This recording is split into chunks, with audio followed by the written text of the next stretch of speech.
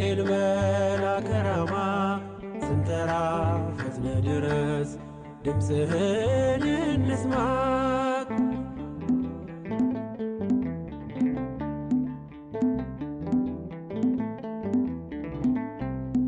ትንቢቱ ሲፈጸም ዘመኑ ሲያበቃ ከቀናት ሳትዘገይ ሳይጎድል ደቂቃ